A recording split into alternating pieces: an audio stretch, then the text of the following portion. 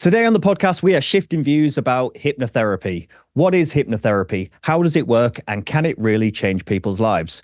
My guest on the show says absolutely yes. Craig Meriwether is a clinical hypnotherapist. He works with clients, helping them reduce anxiety, boost their confidence, and really helping them achieve their full potential in their personal and professional lives. Is hypnotherapy effective?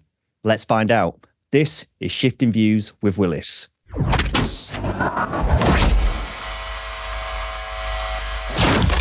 Okay, Craig Meriwether, welcome to the podcast. Great to have you.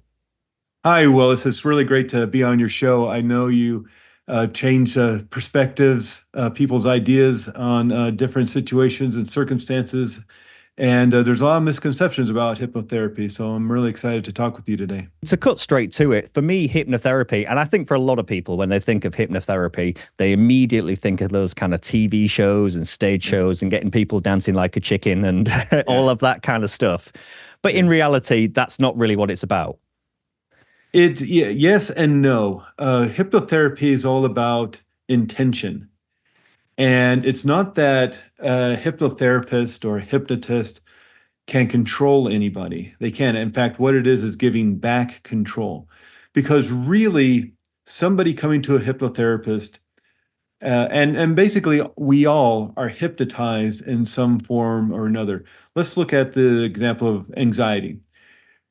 Some people may know exactly why they're feeling anxious or maybe angry or overwhelmed or worried. But a lot of people may be experiencing anxiety and not understanding what the triggers are.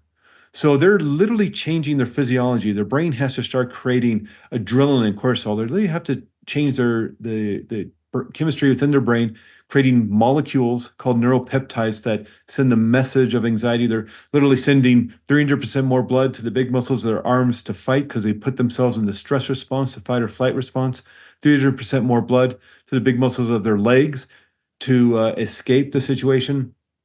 But they may not even understand what the trigger is that's causing that reaction. They've hypnotized themselves to unconsciously react to some sort of trigger in their external environment. They're already hypnotized. And whether maybe it's something that happened a long, long time ago, maybe there was some trauma growing up, maybe there's some abuse or some other situation that happened a long time ago, or maybe it happened last week. It's your body is reacting to something because it feels it's in danger. So in a sense, you're already hypnotized. So often, a lot of this work is just de-hypnotizing people. I can't make anybody do anything they don't want to do. That's why smoking cessation is not 100% guarantee. I can't make people quit smoking. I can't go into bars and to casinos and just wavy, snap my fingers. Everybody stops smoking. I can't go into prisons and hypnotize everybody to be an upstanding, law-abiding citizen. I can't get Elon Musk to write me $1 billion check. I can't hypnotize people to do things they don't want to do. So really this comes down to what is your intention? And if you want to come and stop smoking, the intention is to create a healthier life, save a lot of money. And so your intention is to stop smoking when you come into a session. I can't make you then hypnotize you to rob a bank and then we're going to go split the money. That's not your intention and probably not your, within your morals. So this work is really about accessing your own power, the power of your subconscious mind. That sounds fancy and maybe a little kind of new agey in terms of the language and the way it's phrasing. But really what we're talking about is the placebo effect. And a lot of people already know about the placebo effect. The kind of famous example of the placebo effect is when a pharmaceutical company is doing research on new medication, let's say high blood pressure medication. Half the group being tested with this medication has to have the sugar pill, a placebo that does nothing, because they know mind will heal the body. They literally have to account for that within their research. And so let's say they're doing high blood pressure medication, half the group gets a sugar pill. Let's say 30% of those people get better through mind alone. They've literally healed themselves, being tricked, but they're healing themselves through mind. The other half is getting the real medication. Let's say 40% get better. They have to subtract 30% from that group that gets the real medication because maybe they healed themselves through mind as well. And so really only 10% got better on the real medication. That's good enough. We'll put it on the market at $50 a pill.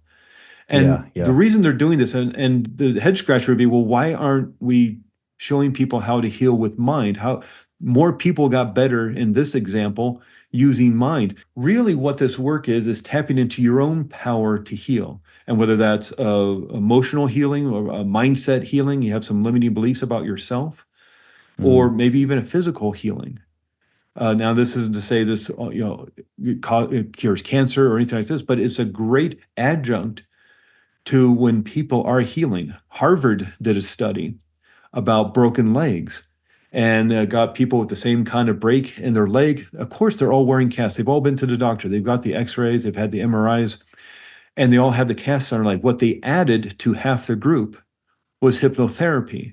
And what Harvard found is that the people that also used hypnotherapy healed 40% quicker than the people who just had a cast on their legs and went about their day. And Yeah, so yeah. you can accelerate healing. You can create, of course, peace and calm and relieve the anxiety because you're the one creating the anxiety. And that's not to say it's your fault. It's not to say it's fair and it should happen. And that trauma that maybe happened maybe even 40 years ago was fair. And it's not to blame the victim, but it's your body, it's your mind that's creating that anxiety or that fear or that anger or that rage.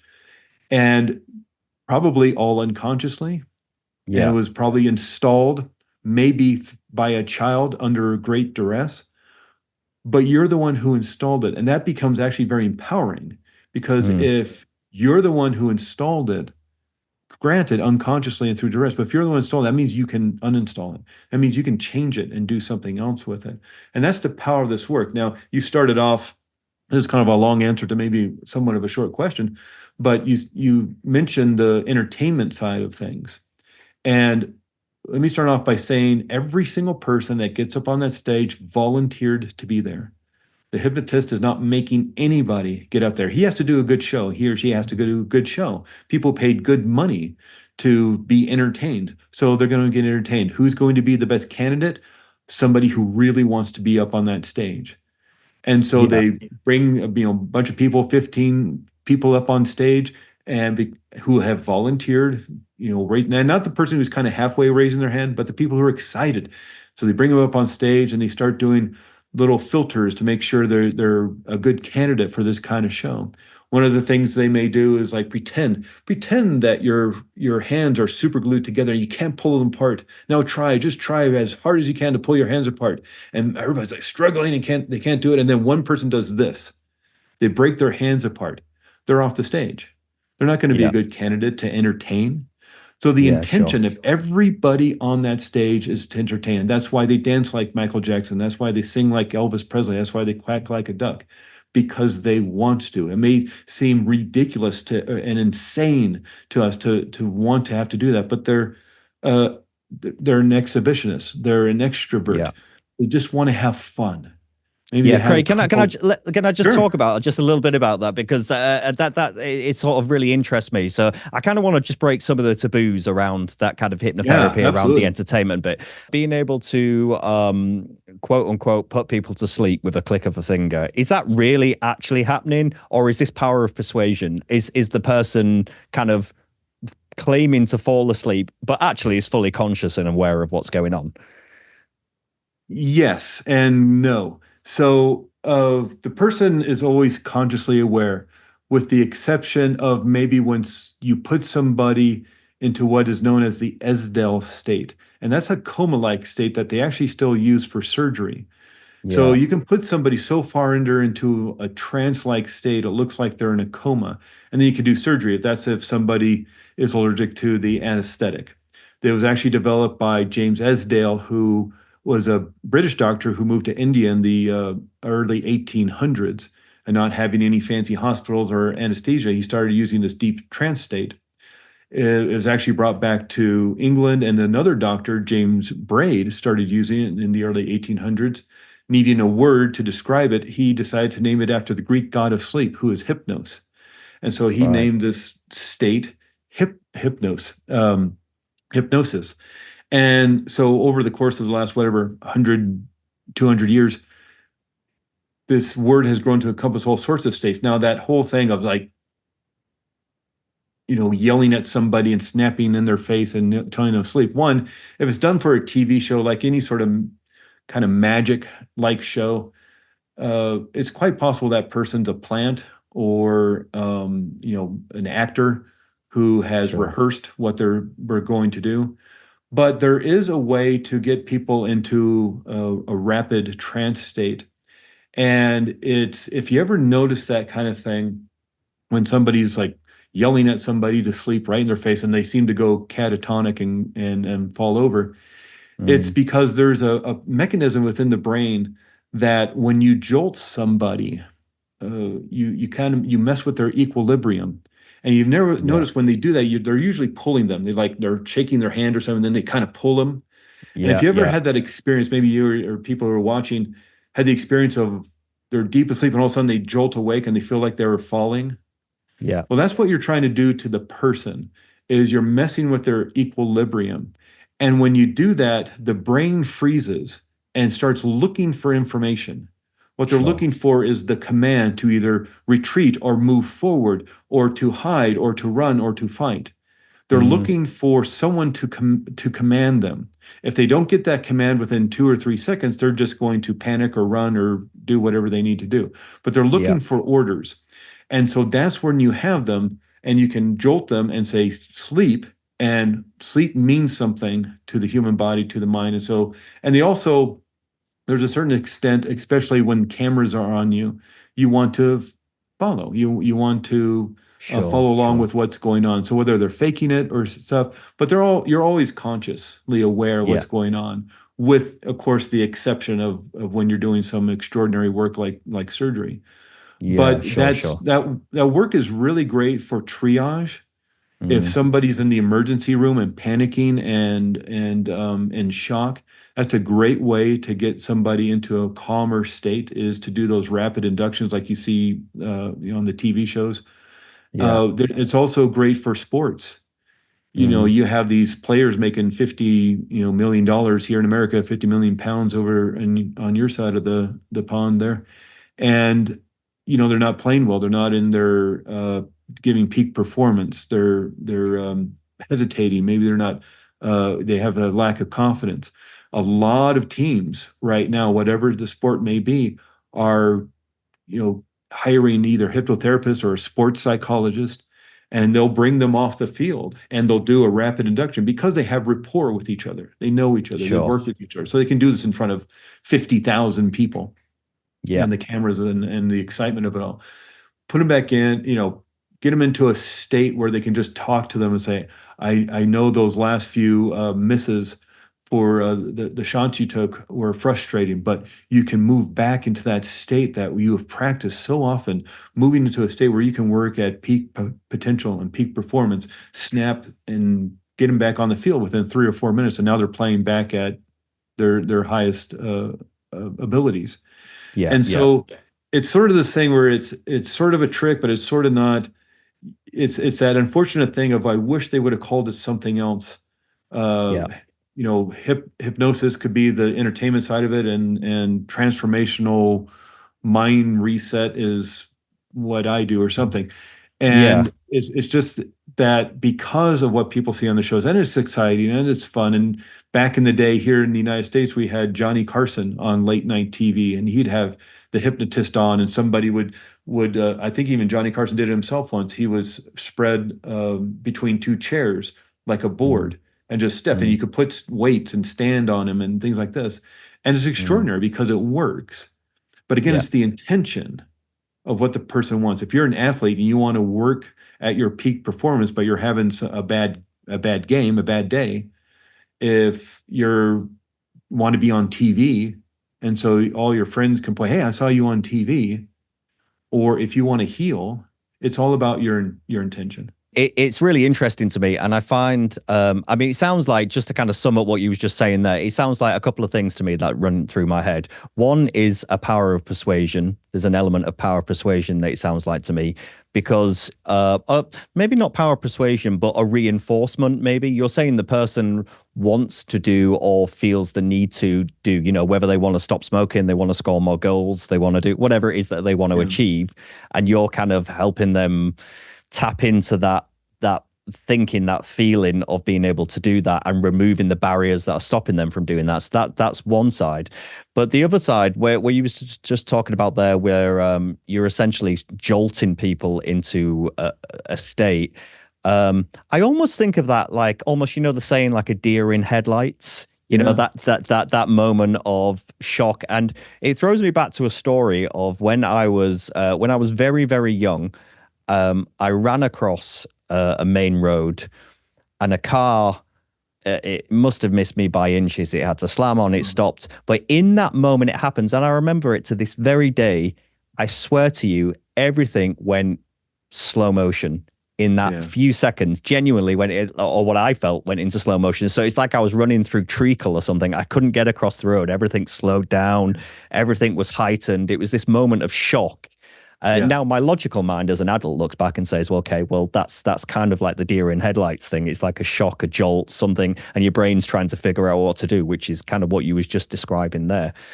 But it sounds like to me, when you're whether it's for TV or a stage show or whatever, or even in a clinical setting, if you're putting people in that kind of state, you're intentionally kind of trying to force them out of almost like a logical state, so that they don't know how to react. You're trying to, I don't know how best to describe it, kind of shake out the logic of them almost. I understand what you're saying, and I think to a certain extent you're correct. But you can also do this with a person fully aware and alert. This Yeah. is the thing of a doctor. Let's say somebody has appendicitis, they need their appendix out, and the doctor's talking to him right before surgery. So the surgery is going to go really, really smoothly, really easily. This is a really simple surgery to do, but you're going to be in a lot of pain during recovery over the next 2 weeks. Yeah. That's a form of persuasion. This is an authority figure. They're in their white coat. They got the pins in the pocket. They got the stethoscope around their neck. They're about to do some extraordinary healing work for you and save your Mm. life. But they're also giving you a command. They're influencing you and persuading you to create pain. Now, you could also, the doctor says, now a lot of people find that you will recover in a calm and peaceful manner, and your body will heal without any sort of discomfort. Now, the way I said that was a lot of people pause. All right, a lot of people find that pause, you will heal in a manner of that moves into a peaceful, calm state of mind and body. And so it's a way of influencing and persuading somebody.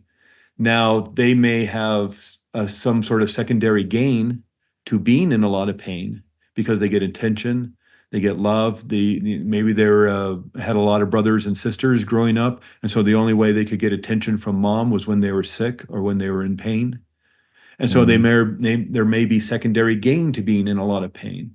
So it doesn't work all of the time. This isn't like a Sure. 100% guarantee, but you can help influence people by wondering, how you are going to find a way to create the best life ever. Yeah, sure. And so you can use language, even with their eyes wide open. You could be in a crowded Mm. airport, a crowded restaurant, and use this kind of conversational influence, conversational hypnosis. Of a lot of that work developed by Milton Erickson here in America, and a lot of other great people. And just even with people's eyes open, you can influence. And that's why it's so fascinating about television and the news. We were talking Mm. before we started about the anxiety of just, what's going on in the world, Yeah. and listening to how it's reported to you. Mm. Are facts just being reported to you, like the sky is blue today? Mm. Or is our opinions, sometimes it's very obvious that our opinions are being shoved down your throat. Other times it can be more subtle in the Yeah. way language is used, and it's done on purpose Yeah. Yeah. because really what we're looking at is brainwave state. And at least here in America, the famous ones we learned about were beta, alpha, theta, and delta when we were going to school. I know there's other sub versions of all those, and plus gamma and all these other ones. But the famous ones we learned about in school are beta, alpha, theta, and delta. And it's basically how fast the neurons in your brain are firing at any given time, taking a thought, feeling, an emotion, an action, walking down the street, or drinking a glass of water. You're firing brain cells in a pattern that have all Yeah. linked together, and they move in a way from back to front to back again. And you and I, Willis, we're like having a conversation, we're discussing, we're learning new things about the world and about mind and consciousness and having this wonderful discussion. And so we're in the beta brainwave state. We're in consciousness. We're firing Yeah. about 18 cycles per second. Now, let's say I'm back in high school math class here in America, and I'm taking notes and I'm in consciousness. I'm focusing because I've got to do well in the test. I got to pass this class. And so I'm writing down notes, I'm paying attention. And then all of a sudden I just get really bored because it's math and I can't take this anymore. And I just start staring off the side, and I just start looking out the window, and I start Yeah. daydreaming. I start thinking about the future. I start thinking about how fun the weekend's going to be, or maybe I start thinking about the past and how fun that vacation that my family took last summer. And I've moved inward. I've turned off the external world, and I've moved inward. I've moved into a daydreamy state. I've just slowed down my brainwave state to about 12 cycles per second. And pretty soon my eyes are going to get heavy, and I'm going to start nodding my head down.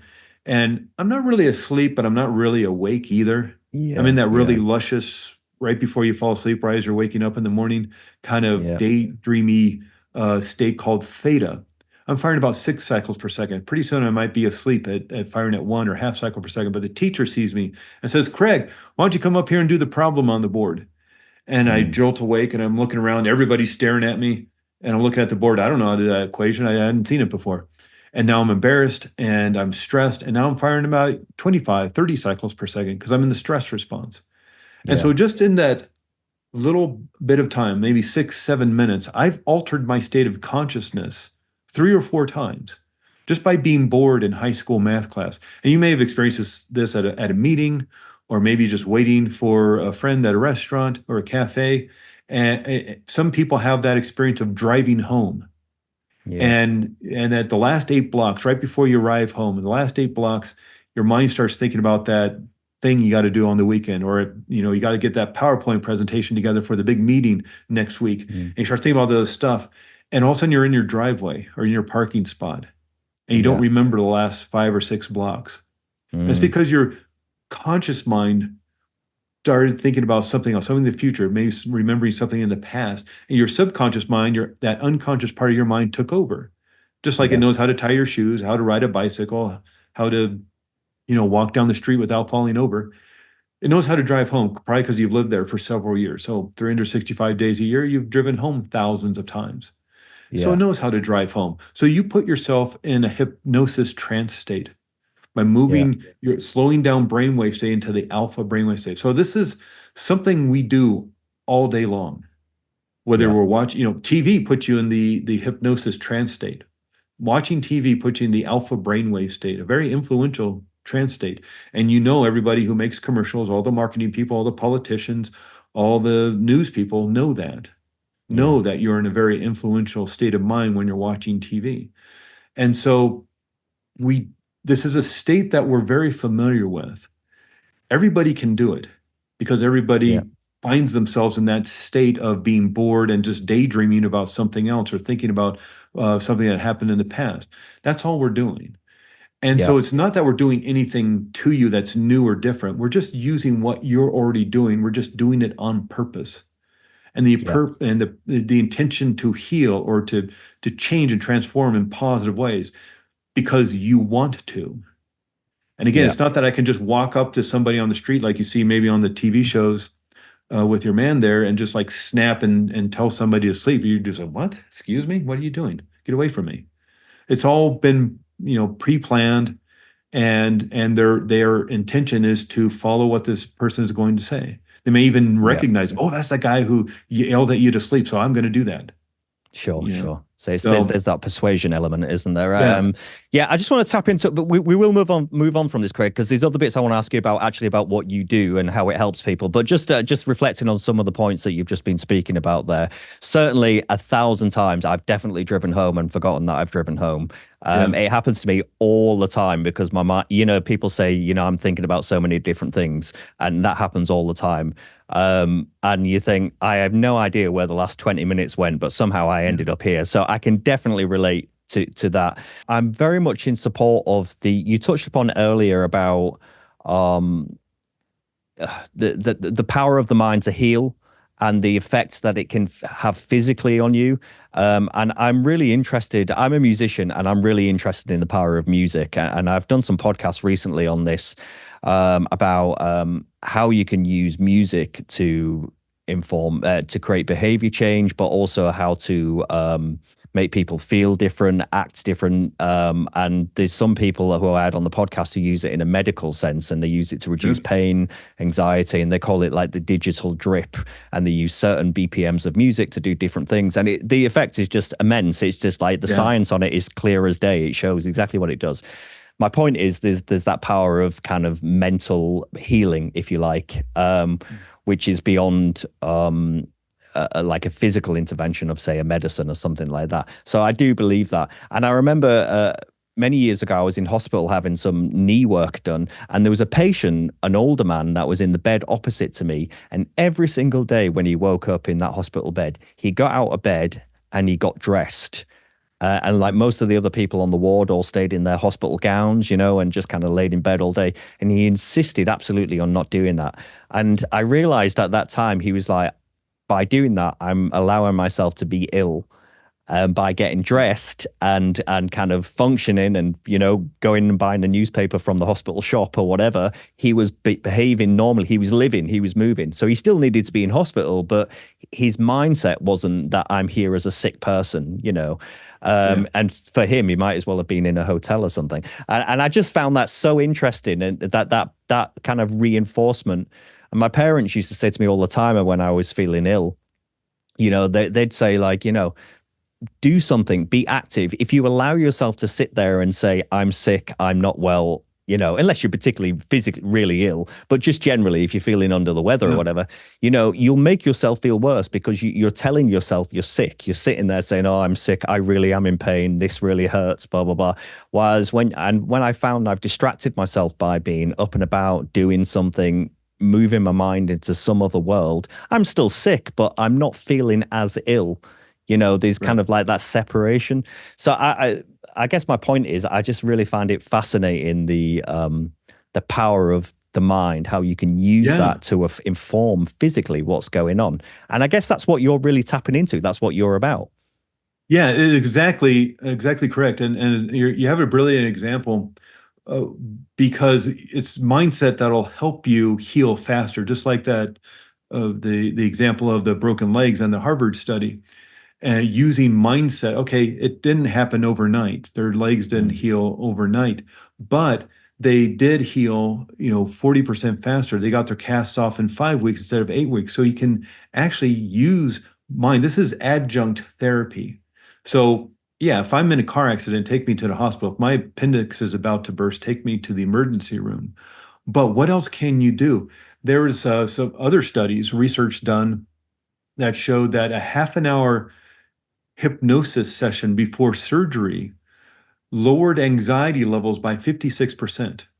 Otherwise, anxiety levels were raised by 42% just by the nervousness of about to be cut open and going into surgery.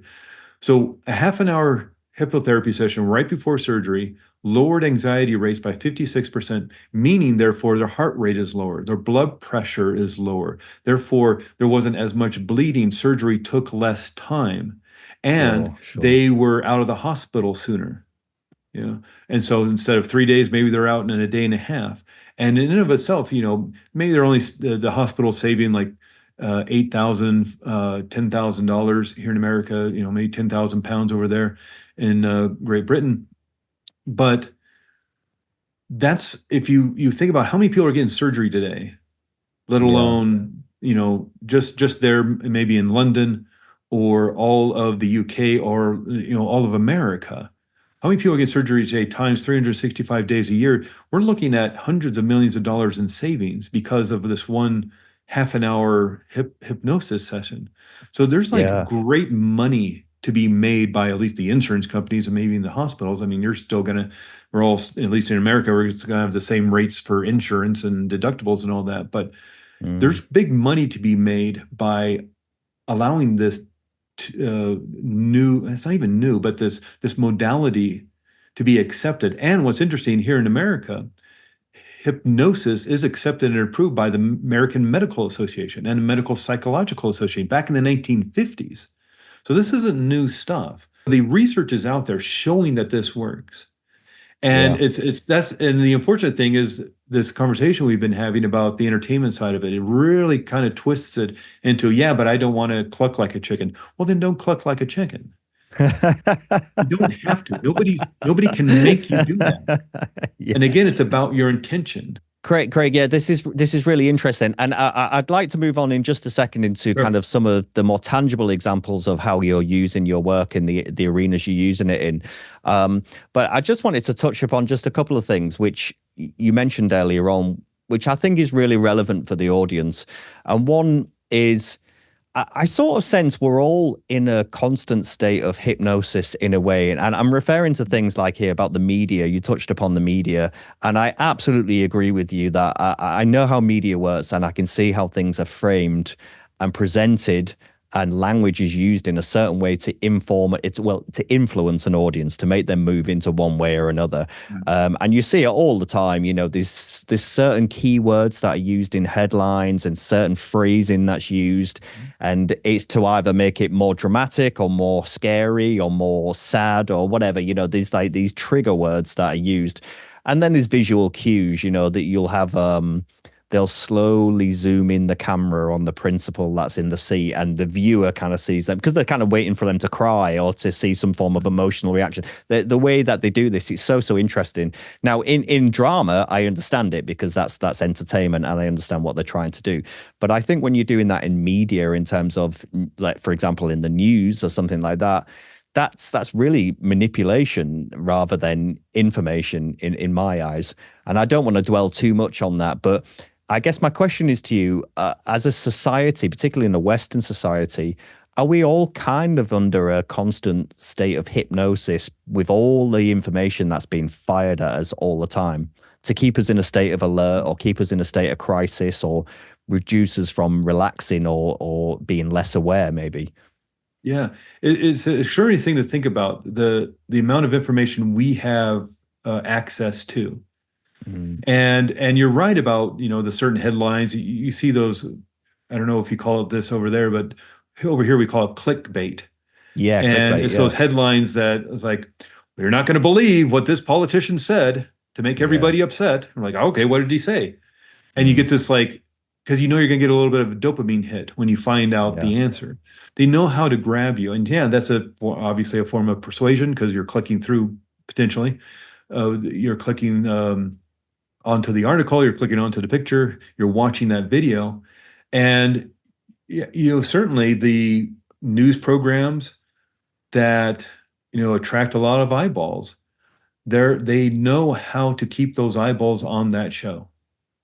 Yeah. And they have the Well, everything's breaking news, isn't it? This is what I noticed. yeah, So on the BBC, everything, or Sky or whatever we have over here, everything's a big red banner across the screen all the time. Everything is breaking news, alert, this thing is happening, scary, scary, yeah, scary. It's like bang, bang, bang all the time. yeah, And if you actually look at it, because we have 24-hour news cycles things now and all this sort of stuff, they have to keep it exciting. They have to keep it alerting, be the first one to break it. It doesn't really matter if it's true or false or what the information is. It just break the news. And there's something about I don't know what it is. It's like it's the need to keep people in that state of threat. It feels like to me. yeah. Because if everything's fine, why watch the news? Yeah. There have been lots and lots of good news radio shows back in the day, or podcasts, or newsletters, email newsletters, and they never get a lot of attention. Yeah. It's nice to hear those nice stories about the puppies and the helping the old lady across the street, and building the hospitals for the kids with cancer and all this stuff. It's heartwarming. Mm. It's wonderful, and you need that every now and then. But in terms of 24 hours a day, I don't think people would watch it, because if you Yeah. know everything's all right, you would just be calm and peaceful and happy. And so there's a certain, like we were just saying, it's almost they need you in a state of agitation all the time, because it does Mm. get you a little confused, because you don't know which way it's going to go. And so Yeah. if you're always This. in this heightened state of anxiety and stress, they, Yeah. they they have a bit of control over you. Yeah, it's so interesting, and I think with global events that are going on around the world. Before we started recording, we were talking about the hurricane in Florida, and and that's back to back news over here. It's every 2 minutes there's live footage of a street in Florida, and there's Yeah. some poor reporter trying to report on what's going on. And of course, it's horrific, it's awful, but it's this constant live documenting it. And there's wars going on around the world right now. There's so much conflict and nasty things going on, and it's like we're live streaming it constantly. It's not that we don't need to know about it, but they need to every minute update you. This is it. This is now what's happening, and this is now what's happening. It's like this need to be constantly firing out to you. And the reason I'm bringing this up is because I almost relate that to a form of kind of mass hypnosis. It's kind of a mass Yeah. control of society in a way I guess it's to control, to keep people in line, or to keep people reacting or behaving in a certain way. I'm not deep enough thinker to understand really what all of that is, but it feels like hypnosis to me. Yeah, yeah, and we can see that here in America. When we're recording this, we're a month before the big election coming up for Mm, president. And you can see that on both sides. And I don't want this to turn into a political discussion, certainly. but in terms of what we're talking about, and the kind of hypnosis that we can see on both sides. But sometimes you can see it in a way that's really insidious. Yeah. Yeah, and it's tapping into those mindsets, isn't it? And I guess that's what populism is. And as I say, I don't really want to get too much into politics, but relating it to what you're talking about, it's kind of that influencing of people that are easily influenced to some extent, and they have a certain belief or a underlying mindset about a subject. And then the way to kind of pick them up is to trigger that as many different ways as you can trigger it. It's kind of neither here nor there whether it's true or not false. It's more about, does it evoke the reaction? Does it create Yeah. that feeling? And if it does, keep doing it until they keep doing that. It's like feeding them sugar. Yeah. And I certainly don't want to be disrespectful to people that, whatever people are into or whatever they vote for, that's neither here nor there to me. But in terms of the process of how it works, that seems to be what it's become. And I guess tying so that national example, if you like, or international example, and also thinking about earlier on, we was talking about entertainment. Have these, in a way, do these discredit, in a way, the actual wonderful work that hypnosis can actually do in kind of what you're doing? Is this draw away from the seriousness almost in terms of what its Yeah. actually potential is?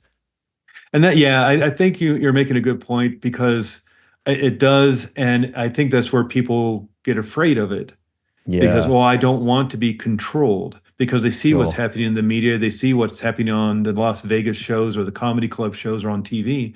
And so I don't want to do that. And that's why it's frustrating. Well, I wish they would have branded it some other thing. Yeah. But we're really not doing anything that you're not doing already. We're just doing it on purpose. And again, with your intention to heal. So again, we're not taking control, we're giving you back control by Yeah. maybe even pointing out the state of hypnosis you've been in, Mm, and dehypnotizing you from it. But it's not unlike, just going to a movie. And if you've ever been to a movie that you got really excited, or made you cry, or made you super sad and mm, depressed afterwards. um and I've seen movies that have taken me out for like a couple of days, just because mm, of the intensity of it and the depression around it, and the sadness of it. Or it's super exciting, but it's like, It's a science fiction thing. It's in space. Mm. It's not happening. Or I remember the one when I was a little kid, it's Raiders of the Lost Ark, and you would even see the Mm. making of on television, like how they did it, and you see it Yeah. again, and it's still exciting. Yeah. And Yeah. so it's not real, and yet you can evoke a certain feeling state within your body. How are you doing that? Mm. You may be doing it unconsciously because of the music and because of the close-ups and the zoom outs and the fancy camera movements that they're doing is evoking a certain intensity or a certain excitement, whether they're in space using lasers or they're running away from a big rock rolling down upon them or whatever the thing is, or it's a really sad somebody in the family died and it's super sad at the end of the movie.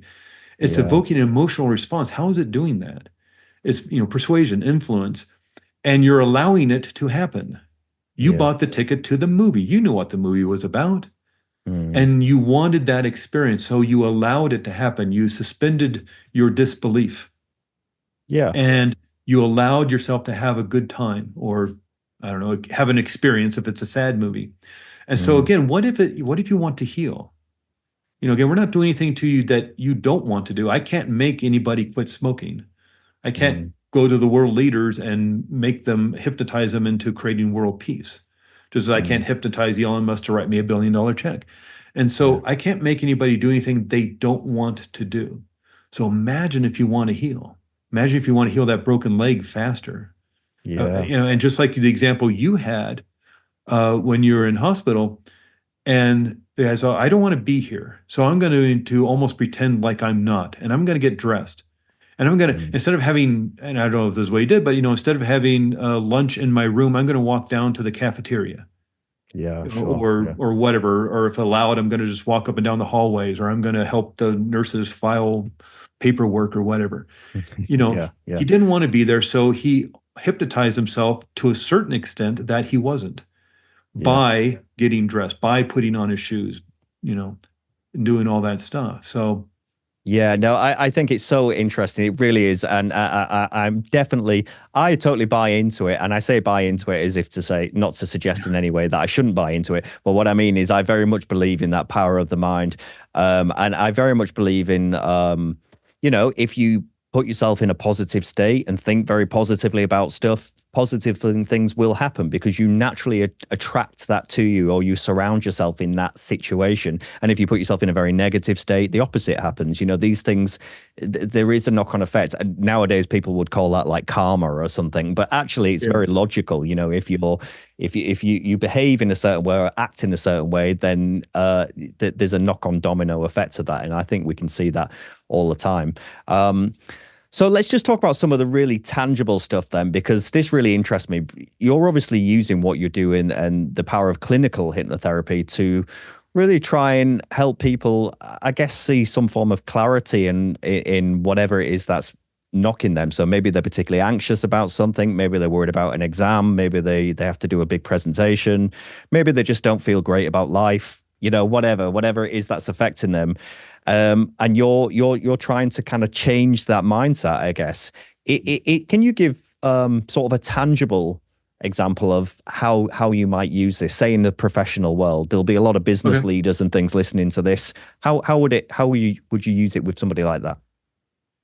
And there's two aspects to this work. One is the actual kind of deeper healing work we might do in a session. If maybe the anxiety or the stress or the anger, the hurt, the pain, the wounds are related to maybe something that's happened in the past, whether a month ago or 50 years ago. Mm. There's that aspect of dealing with that hurt and that pain, and that's done in a safe way. This isn't talk therapy. We're using these various techniques and strategies to allow your mind to rewrite the code, so to speak, on how you experience that and how Yeah. you installed it within the subconscious mind, sort of like a file in a filing cabinet. Well, you're the one who put the file in the filing cabinet, so what do we need to do about it? Do we need just to rewrite it? Do we need to shred it and put something else in? And so that's the kind of metaphor of the work. But the part two of it is what you practice, you get better at. Yeah. And so part of the issue with anxiety is what is strongest within your mind is what you do over and over again. And we know this from Playing a musical instrument. You do music, you know that the more you practice, the better you're going to get, whether it's Yeah. violin or guitar or piano or whatever you're doing. We know this from dance or martial arts. You don't get a black belt on your first day of martial arts class. You have to practice. You have to get better at it. Mm. And riding a bicycle, driving a car, learning to walk as a child. What you practice, you get better at. So, what if you're practicing anxiety? What if you're practicing fear? What if you're practicing anger? We all know those people in our lives, whether they're family members or friends or work colleagues or something, where just the slightest thing will set them off into a rage. Yeah. And for whatever reason, they've armored themselves with anger to protect themselves. And maybe, again, that was the best thing they could have done to keep themselves safe as a child. Yeah. They've practiced it to the point where now it's just an automatic response. Sure. It just comes up. It's the first thing it comes to. Why? Because they practiced. And so, again, part one is sort of the deeper healing work, maybe around that issue that had caused anger in the past. But now, what do you want instead? You want peace, you want joy, you want happiness, you want confidence, you want a mindset of success and working at your peak potential. There's practice that goes along with that. Any 10th degree black belt in Taekwondo is still practicing every day. Any Yeah. master musician, let's say Yo-Yo Ma, considered one of the greatest cello players alive today, is still practicing every day. The Dalai Mm. Lama, 90 years old, is still meditating every day. Mm. And read his books. Read the books by the Dalai Lama. He talks about the anger and the sorrow and despair of what's going on in Tibet, let alone the rest of the world. The guy was exiled out of Tibet in what, like 1957, 1956, something like that. So there's a Yeah. lot of anger there. They're still bulldozing down the monasteries, the Chinese government, to build roads and other buildings, and more likely just to give him the middle finger. And Mm. that's got to cause anger. And sorry, Yeah. it'd be odd if he didn't feel that. That's a normal, natural human response to an extraordinary situation. So every day he practices loving kindness and compassion. That's his work. That's what he does. And look at his life. He doesn't have a lot of the challenges in life that a lot of us have, children, being married, those Mm. kind of things. He has a staff of people to meet his every need and one. That's not to say he doesn't have great responsibility, but he Mm. doesn't have a lot of the life challenges that a lot of us do. Driving through traffic to get to work on time after our kids being sick all night or that. And Yeah. and yet he's still practicing at 90 years old. And so, what do we need to do to give more peace within our hearts and our minds and our bodies, more calm, more a mindset of success, more confidence? There's practice that goes along with it, and some of the issues I run into people, they say, "Well, I'm not confident. I just don't have confidence, and I want more of it, but I just don't even know what confidence is." Well, you do. You do have confidence. Everybody's pretty much confident that they can tie their shoes and Yeah. not have to think about it. Everybody's confident that, given their physical circumstances, that they can walk across the room or Yeah. drink a glass of water. You're confident that you can do that or make the bed or zip up your jacket. And those are Mm. maybe little things, zipping up your jacket, tying your shoes. But think about what that means to walk into the room where your shoes are and tie your shoes. You know you can do that, maybe without even thinking about it. You don't have to think about making the bow. There's confidence there. You are confident. Where do you feel that in your body? Mm. Well, okay, well, I feel it in my chest. Okay, what color is it? I guess it's gonna like a blue. Okay, make it bigger and spin it. Spin in a direction that makes it even bigger and faster. It's these little things that is like you can enhance well, you can look at a past event. Maybe in the sixth grade, Mm. you won the race, the running race, um, and and you won the gold medal or the blue ribbon or whatever. Okay, well, you can tap into that excitement, even though that was a long time ago and you were a child. But what did that feel like to win, to be at your best and be better than everybody else and win the gold medal? What did that feel like, even when you're 10 years old? Okay, now expand that and now let's look into the future. You're giving Mm. that presentation to the investors who are interested in your business. You're giving the keynote speech at the big conference. You're getting down on one knee to ask the person of that you're so in love with to marry you. Imagine doing that with confidence and strength and power. And so, even though you're just imagining these things and playing pretend, this is literally causing the brain to rewire itself in certain ways because the mind can't tell the difference between what's real and what's imagined. And this is most noticeable when somebody's having a nightmare. Maybe you, Willis, or people watching have had the experience of it, or maybe their children have that experience of having a crazy, weird nightmare in the middle of the night. Yeah. And it's something dumb like a hamburger chasing down the street throwing coconuts at you. It's dumb. It's never going to happen. And yet your mind in that instant can't tell whether that's real or imagined. And so since one of the main tasks of your unconscious mind is to protect you and to keep you safe and for survival, it has that shoot first, ask questions later safety protocol. So it'll turn on that stress response, even in deep sleep, even after a crazy dream like a hamburger throwing coconuts at you. It's ridiculous. It's never going to happen. And yet your mind's like, we got to protect Willis. We got to protect Craig. And so let's turn on the armor. Let's turn on the stress response. 300% more blood moving to big muscles of our arms and legs. It's got to come from somewhere. So it's shutting down the power in your immune system, on your digestive system. Your brain's creating adrenaline and cortisol. You've probably your watchers and listeners have heard of crazy stories of grandmothers lifting cars off of babies and things. That's adrenaline doing that. It's now coursing through your body. Maybe you're starting to sweat to cool down your body because your heart's racing so much. Literally changed your physiology through thought alone, no matter how crazy the thought. So again, let's use this to your advantage. You're already doing it, or you already have the potential to do it. So let's use this to our advantage. Let's do it on purpose. Yeah. And yes, you may not feel confident about giving that presentation at the big conference, but what if you pretended you did? How would that make you feel? I don't feel confident. You're confident you tied your shoes this morning, didn't you? Okay, where do you feel that? And let's start linking the confidence of tying your shoes and zipping up your jacket and buttoning your shirt to giving that speech in 2 months at the big conference.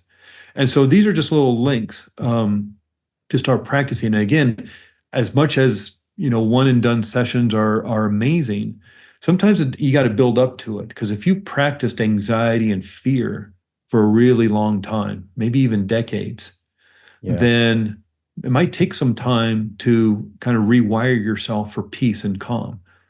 And that doesn't necessarily mean you have to come to a hypnotherapy session every day, but it's like, what are you going to do every day? Just like the Dalai Lama meditates every day, just like Yo-Yo Ma practices the cello, just like any 10th degree black belt in Taekwondo is practicing every day. What do you want to practice? What do you want a black belt in? You want calm, peace, confidence, success, a mindset of moving into being peak potential. And so you practice who you want to be. And unfortunately, if we've gone into the habits of anxiety or stress or fear, that can mean that we're just practicing being that person. And I suppose people say it to themselves as well, don't they? I mean, I would say I've been a musician. I've been performing all over the world now for over 25 years. And, I would say when I go on stage, I'm not really fazed by it because it's just become part of my routine. It's what I do. But what I realized as I was getting later on in life and the more and more I did it, it was actually I do still have that underlying kind of fear, anxiety of doing that performance. But what I realized is that actually what happens is it's like a switch of mind. It's like a character. It's like a mask. That's not really me on stage kind of doing that. It's the version of me delivering that performance. And it's why so many very famous artists, are massively extroverts on stage, but actually are well known for being very introverted, very shy, very quiet. It's like they boost themselves with this persona almost, which is saying everything's fine because it's not me, it's this. That's performing. And that I find that so interesting. But I think it relates a little bit, well, certainly relates to what you was just saying there, where you kind of, if you practice or tell yourself something enough times and you live it that way, then you will be it. And if you actually tell yourself something else and live it a different way, then you will become that.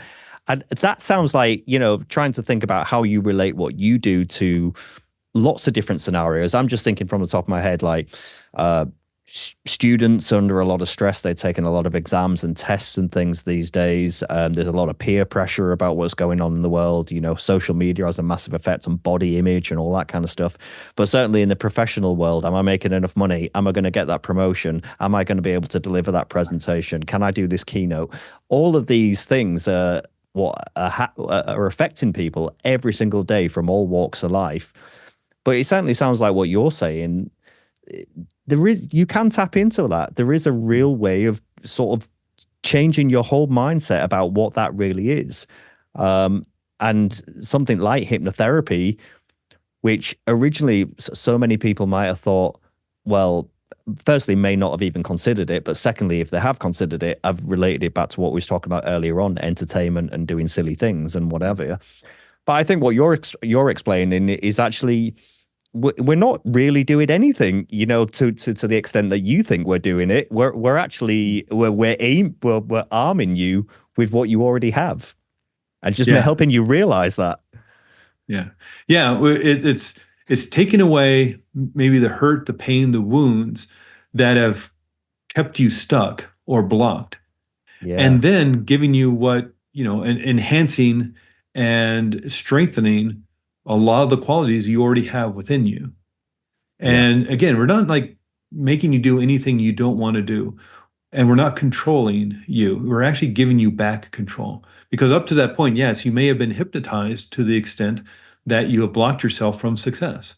Yeah. Because again, we could use the stereotypical money is the root of all evil, or you can't make more money than your parents did, or something like that. And you've hypnotized yourself with a certain mindset that has literally blocked you from maybe earning a certain income. Yeah. Okay. Well, you're allowed to change that. You're the one who put that in there.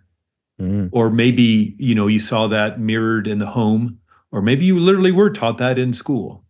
If you went to maybe a religious kind of school, and they literally taught you money is the root of all evil. But you're allowed to decide that that isn't true anymore for you. It's your mind. And what in therapeutic hypnosis, what it helps you do is just move into being the person you want to be. Again, not do anything you're not already doing already in terms of, states of hypnosis or fancy. And that, I guess that's, I think what trips up a lot of people is they think we're going to do something to you that you don't know how to do or that you can't do. Because I've run into people, I can't be hypnotized. And if you've ever had that experience, and maybe you've seen a hypnotherapist who says, it didn't work, I can't hypnotize. I hate to say it, but that person wasn't very good. Yeah. Because everybody can do this work. If you watch a television show, then you can do hypnosis. If you've ever drifted off into a daydreamy state because you were bored in a meeting or bored back in school, or just a sunny day and you're lying out under a tree and started daydreaming, watching the clouds go by, then you can do this work. Yeah. And so eyes open, eyes closed, and you're fully conscious of what's happening. In fact, a lot of the times in the work I do, we're having a conversation during it. And you're explaining to me where you may feel the hurt. I feel in my chest, it's a big red spiky ball. Okay, here's what I want you to reach in and grab it and pull it out. Okay, are you really doing that? Literally pulling out red spiky balls of anger and trauma and pain? It's like, no, but your mind thinks you are, because the mind can't tell the difference between what's real and what's imagined, just like the nightmare. Yeah. So let's use that on purpose and literally change your physiology and start rewiring your brain and remove the hurt and pain. And it's extraordinary the work people will do. I did this with a couple of weeks ago with a 77-year-old woman. All she said to me was, I've just been dealing with anxiety. Fine, that's what we work with. When I send people the intake form to fill out online, they may just say one word, anxiety. They may write 6 paragraphs of extraordinarily detailed information. Great. What you need to do is what you need to do, and we'll heal in the way you need to heal. And so if you just want to deal with the anxiety, fine. So if we come to say it was Zoom session too, over Zoom, and just to get a little bit of background, I'm like, is this anxiety that's going on the last couple of months, the last couple of years? What are we talking about here? She says, pretty much since I was 19. This 77-year-old woman who's had chronic anxiety since she was 19. She did not offer any more information. I did not ask what happened at 19. So, but she knows what the problem is.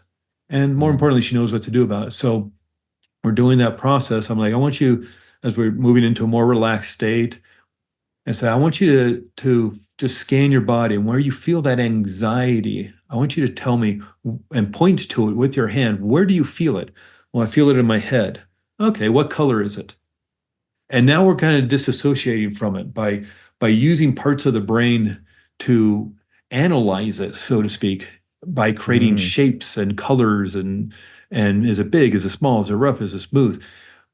Describe it to me. So she's describing this out loud to me. All right. Now that red negative energy of anxiety that's in your head and everything else, the anger, the worry, and all the hurt and pain and the wounds that you've stored within there, I want you to pull it out. So he's going to start doing this. She starts pulling it out. 48 minutes she did this. 48 minutes.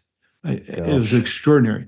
And I would talk to her, and you're doing great. You're doing exactly right. The way you're doing it is exactly right. As it comes up, it comes out. As you feel it, you reveal it. As you reveal it, you heal it. You're doing it exactly right. Keep going, keep going. 48 minutes. She pulls this, and then she does this. She just opens her eyes, says, "It's gone. I'm done." Mm. Because I'm not doing the work. I'm not fixing anybody. And Yeah. hypnotherapy in and of itself isn't fixing anybody. You're fixing yourself. Yes, we're using these metaphors, these symbolisms, the storytelling, these allegories, but you're doing the healing work. Yeah. And so I had her close her eyes again. We kind of finished up with a little bit of a part two, installing new stuff because nature abhors a vacuum, as they say. And so let's fill you up. Let's fill the void now with joy, happiness, love, compassion, whatever it is you want. And in fact, let's go back to that child that got hurt. And let's Mm. offer that child all the love and the compassion and the strength and power that child needed. And now you can heal the child. And so we do this work, and it was about an hour and a half. And she came back a couple weeks later to work on something else. And then she told me the story of what was going on, of the kind of abuse she was under. But she didn't tell me that at the beginning, but she knew what to heal. Yeah. Yeah. And it got represented through the unconscious mind, through color, through shape, through feeling state, Mm. or a heaviness. It's like a black heaviness. Fine, pull that out. Subconscious mind will show you through metaphor or symbolism the hurt and the pain. And so it's actually comes, not tangible, but somewhat tangible within the subconscious mind to like, okay, like pull, now you know what to pull out, all that blackness, all that heaviness, or those spiky, Yeah. somebody was like black ping pong balls, pull out all the Mm. black ping pong balls, you know. Mm. And so the subconscious mind is showing you the hurt and pain. Okay, we'll pull it out now. Keep the good stuff, but pull out all the hurt and pain that you're seeing. Yeah. And whether you know what it is or it's unknown to you, your subconscious mind is showing you this, and this needs to be removed now. So remove it. Yeah. And it's amazing as well. And, I think it's really interesting about, particularly with anxiety and stress. I would say I'm a pretty anxious person. I accept I'm quite anxious, and I have been, particularly in the later years. I've really felt anxiety, and it's very, very physical. It is very physical, and a lot of people, kind of disregard it as being a cry for attention or whatever. It's not. It's a very physical feeling. It feels painful. And it's all in your mind. It's completely in your mind. It really is. And I'm very aware of that. But when those happens, when they call it, an anxiety attack or a panic attack or whatever, it's all mind controlling it. And actually physically, you're well, but you don't feel well. It's so awful. And I really think these sort of practices, particularly around hypnotherapy, I think would be so useful particularly in early intervention in life, for students, for young people, really kind of trying to help them regulate and understand what's going on, rather than kind of having to do this reactive thing where they get themselves into such a state and then they grow up with this anxiety, and it follows them into their professional lives and their love life and everything that it goes with it. And it's because they're carrying almost like this baggage all the time, and it's just dragging and dragging and dragging. I really think this sort of stuff would be so useful if it was done in an early intervention way. If it became a practice that you did, and you was taught this throughout schooling or something. Could you see that happening one day?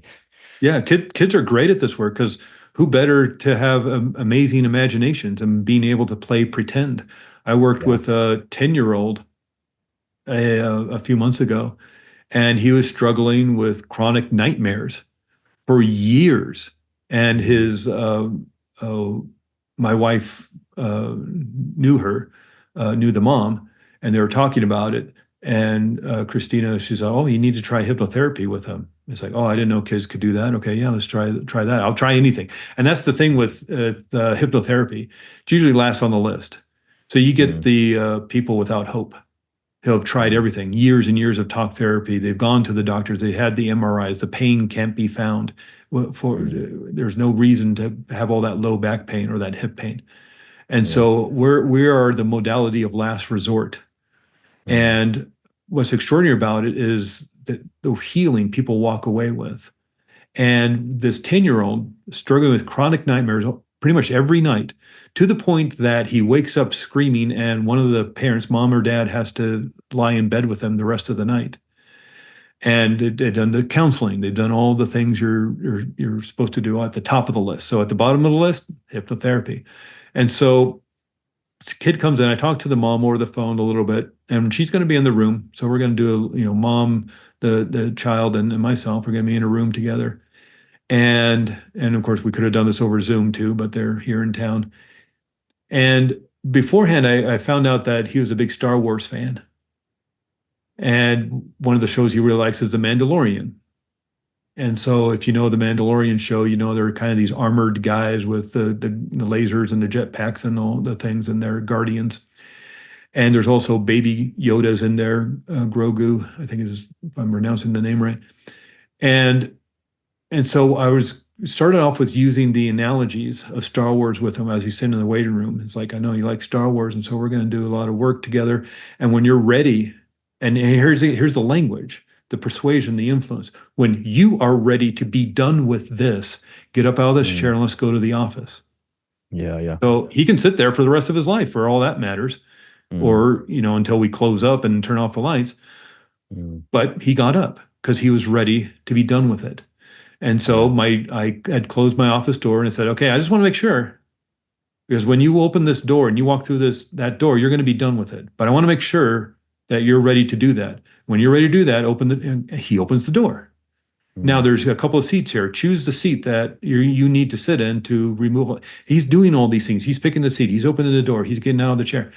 And so we're doing this work, and it's just a 45-minute session because it's child, and Mm. you don't want to go too long. And part of the um, work was just like, I want you to, if people know the show The Mandalorian, there's this one scene where Baby Yoda kind of forms this bubble of energy around him, kind of floating up and having this meditative energy field around him. And so it's like, okay, I want you to pretend that Baby Yoda is across from you, and I want you to put that energy field around you. And now with that energy field, I want you to pretend you're sitting in bed and you're ready to go to sleep. And at the four corners of your bed are Mandalorians. Above you and below you are Mandalorians guarding you. And now I want you to pretend that those monsters come at you and see what happens Mm. to them now. And so Mm. we run the scenario. Now he's taking control of the nightmare. And so, okay, we did it we did it with monsters. Let's do it with the aliens. Okay, now I have the aliens come at you and see what happens to them. Of course, they're going to get zapped by the Mandalorians. They're going to get dissipated by the energy field. And so let's do it with the ghouls or whatever. And so now all of them, all together at once. Now see what happens to them. And when you're ready to be done with this, when you know you have control of this, open your eyes and walk out the door. Opened his eyes, walked out the door, never had a nightmare again. That's You know? amazing. It's incredible. Yeah. And again, it's not that not I'm tooting my own horn or saying I did this. He did this. He was Yeah. working it out in his own mind. Yeah, we're using the metaphors of the armored guards around his bed using Star Wars symbolisms, but he was doing it himself, and Yeah. he took control of it instead of the nightmare controlling him. He took control of it, Yeah. and after 2 or 3 years of chronic nightmares almost every night, that 145-minute session, he never had another nightmare. I saw her like last week. It says it's been like two months or so, maybe 3 months at this point, of no nightmares. And the Yeah. more he doesn't have nightmares, the stronger that becomes more of who he is. If that makes sense. The more he does Yeah. not have nightmares, the more he is in control of it. And he's Yeah. Sure. rewired his Sure. brain. And Yeah. imagine what that's going to do to his confidence when Yeah. later on, when he's 12 or he's 15, he's 18, and his mom says, "Do you remember when you erased all those nightmares after years and years? You did that. That's how Mm. strong and powerful you are. So you think you can do this math test now? You think you can Yeah. apply for that job? You think you can apply for a university? Mm. Imagine what that's going to do for his confidence." So again, probably, Yeah. long answer to a short question or a short statement. It's like, yeah, imagine kids doing this and getting in control of their emotions and their mindset and what that Yeah. would do to the world. Yeah, Craig. I mean, I absolutely agree. I think the power of the mind is just incredible. And if anybody actually doubts this stuff in terms of just thinking about the power of the mind, we do this every day and we all say it in conversation. How often do you hear somebody say, I really feel like the weight's been lifted off my shoulders when there's been some form of relief or something, Yeah. and there is no physical weight on your shoulders. You're not holding anything. The Right. weight is all in your mind, right? Yeah. You feel, but you feel relieved. You feel lighter, you feel more relaxed, you breathe more deeper, all of this stuff. It's incredibly powerful. And when it's reversed and then it's the other way around and you're in that state of anxiousness or worry or stress, they say stress is the biggest killer. It's Yeah. because as you've described earlier on, you physiologically your body's doing all of this stuff because it thinks you're in this state of fight or flight, you're in a state of shock or whatever. And actually, what you're doing is you're really trying to help people release that, but control it themselves, take control of Right. it rather than be dominated by it. Which I just find just so inspiring. I just think we need to do so much more of this sort of thing. Definitely an early intervention so that people can learn this stuff. Almost, it's kind of like learning how to live. We're in a world of crisis, of shock, of so much information, so much stuff. We're all consumed by things every single day. And I'm not sure many people around the world, all of us, I'm not sure we really know how to handle this. There's just so much stuff going on. And I think if you had those techniques that said, right from childhood, from early intervention at school, that said, look, this is what's happening. This is how you control it. This is how you regulate. This is how you harness what's going on. I think that would be just so powerful, really. Yeah. Yeah, and I think a lot of people scratch their heads at least here in the United States at the education system. It's like, okay, I get calculus and algebra, but man, what about learning how to deal with relationships? Yeah, yeah, What about learning how to what a mortgage is or how to buy a car? mm, These aspects of life that can you stumble around in the yeah, dark, it seems like trying to figure out how to make it work. And if kids had the power to control their own nervous system, and yeah, to a certain extent, you need that anxiety and fear. You never want to get rid of that. That anxiety no, and fear, that's what keeps you from walking down the dark alley at midnight because it's a yeah, shortcut home. No, take to the lighted streets, keep to the crowded streets. You're safer, even though it's going to take an extra 15 minutes. But it's that mm, fear, that anxiety here, at least in the Southwest of the United States, down, I live up in the mountains here in Arizona, but down south, of course, in the desert, you're walking out in nature, having a beautiful day. There's a rattlesnake in the trail. Rattlesnake is mm, not your friend. Move away mm, from it. And that yeah, fear of hearing that rattle, it's like you're going to mm, jolt and you're going to move back. You want mm, that. That keeps you safe. The fight in the bar or the restaurant yeah, or out in the street or something, move away from it. Keep us, mm, and that fear and that anxiety is going to help you see dangerous situations that are really dangerous and keep you safe. The problem is when we associate some of that fear and anxiety to situations that aren't dangerous to us. yeah, We're sitting in the office, we're head of marketing or something in the office, and the two accountants next door, Bill and Fred, start arguing because once again the numbers aren't adding up at the end of the month, so they start shouting at each other, and mm, everybody else rolls their eyes. There's Bill and Fred doing their thing again.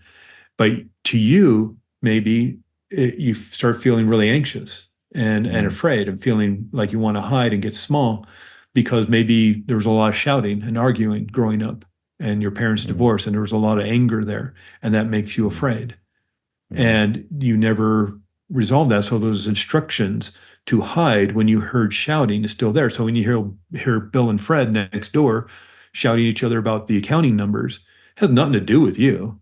And it's not like mm, a fight's going to break out. They're just shouting at each other like they usually do. Everybody else thinks it's funny, but to you, it's frightening. And so mm, again, you've in this example, you've sort of hypnotized yourself to feel anxious and afraid when you hear loud voices shouting at each other in an angry way.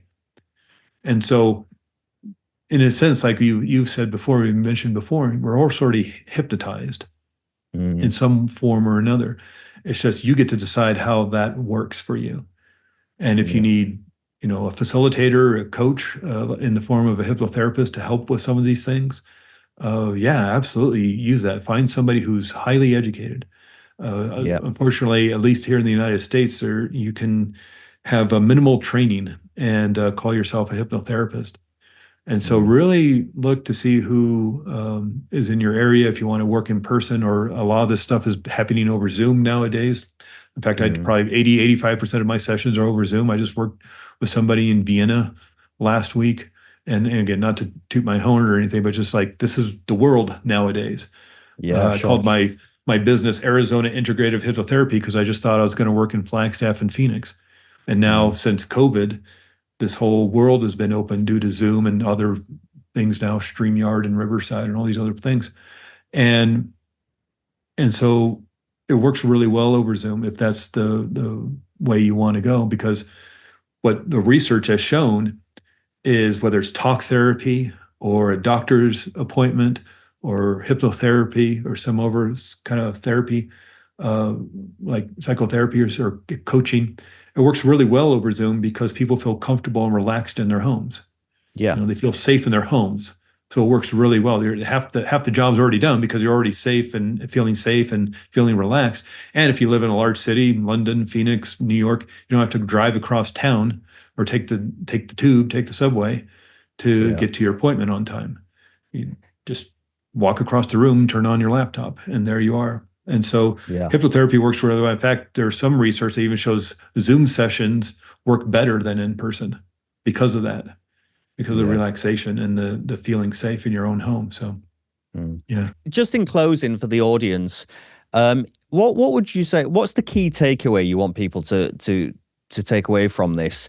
Um, it, you've sort of really explained what's going on with hypnotherapy and actually how it works and what it's actually doing. I think you've articulated that really well, Thank you. and I think that's really interesting.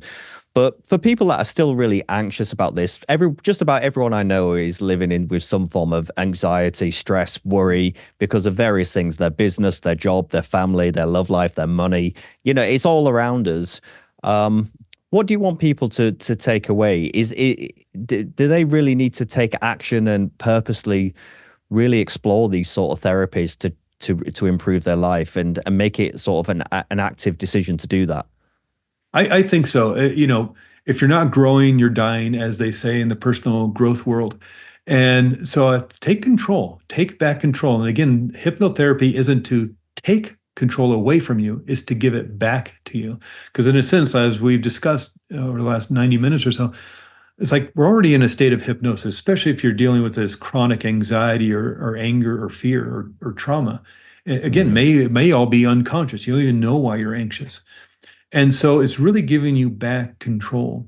And so whether you're doing stuff on your own, there's certainly lots of recordings you can listen to on YouTube, or if you find there in the UK, there's Marissa Peers. She has some great stuff, and she teaches a lot of people. So look out for Marissa Peers and her students there in the UK. But if you want to work with somebody, understand that we're not here to fix you. You're going to fix yourself. This isn't talk therapy. We're not going to be doing 80, 90, 100 sessions over 2 years talking about your Mm. problems, because oftentimes you may not be talking about the real problem. You might be talking about a problem or a few problems, but you actually might not be talking about the problem that's been causing all the issues. That's why people come to me and they say, yeah, I've been doing talk therapy for 2 years and I don't feel any better. Otherwise, Mm. you weren't working on the right thing. And Yeah. you're looking outside of yourself to somebody else to heal you. And yeah, we get that. I mean, yeah, take me to the doctor if my appendix is about to burst. If I break my leg, take me to the doctor. Or if I Mm. want a massage because of all the stress in my shoulders, yeah, I want that person to heal me. But there's other modalities where you can fix yourself. And hypnotherapy is great at tapping into your own power to heal. And so if this interests you, certainly do your research. Go to Google Scholar, look up the research. If you're dealing with Mm, anxiety or pain control or whatever it may be, phobias, and look at the actual research published in peer-reviewed scientific and medical journals. And if I was to leave anybody with, again, one thing, I've already said it before, but I think it's super important. What you practice, you get better at. What is strongest within your mind is what you do over and over again. So that's great if you're practicing joy and happiness and confidence or loving kindness and compassion like the Dalai Lama. But what if you're practicing fear? What if you're practicing anxiety? What if you're practicing hate and rage and anger? How's your day going mm, to go? And mm. so that's where the responsibility of the person is. It's like, well, yeah, maybe 15 minutes a day, you need to be doing some practicing, whether that's finding a cool recording on YouTube or working with somebody like a hypnotherapist or some sort of transformational coach or even a talk therapist, certainly. Yeah. Find something to just become a person who can live their best life. You can do it. Yeah. It's Yeah. just, you might have to take off some of the armor, is Mm. all. Yeah. Yeah, no, I think I totally get it. I really believe in just everything you've said because it all just makes perfect sense, and it's really actually quite obvious. Like, strangely enough, everything we've discussed maybe in the last 90 minutes, it's all obvious and it's all there. It's so hard for people to recognize it when they're in that sort of state of panic or anxiety or worry or stress. They just can't, they say, you can't see the wood for the trees kind of thing. It's that it really is about taking control. But I think what I also think would be nice for people to take away is if they do take up a session, say with someone like yourself, and they really want to try out this hypnotherapy and start addressing some of this stuff, there's also nothing to panic about in that sort of sense. Nothing physically is going to happen to you. So let's remove some of those taboos. Yeah. This is not a procedure, or Yeah. And you and can't get there's stuck someone. in hypnosis. And a lot of Yeah, people say, well, what happens if the internet goes out or the power goes out? Am I going to get stuck in hypnosis? It's, no, you just wake up. If you don't hear my voice for a minute, because I talk a lot, obviously, in the last 90 yeah, minutes, I talk a lot. And yeah. so if you don't hear my voice from me, you're like, what's going on? You're going to wake up. There's a recording on YouTube. Richard Nongard, great hypnotherapist, a psychotherapist here in America. He has a hypnotherapy recording on YouTube. I forget what, anxiety or something. And at the very end, he says, I'm going to count from 5 to 1. And on 1, you'll be fully aware and alert and go about your day feeling excited and happy and fully at peace. 5, getting more and more awake. 4, coming back to this place we like to call reality. 3, 2, feeling so good and wonderful. And everybody just have an amazing, wonderful day.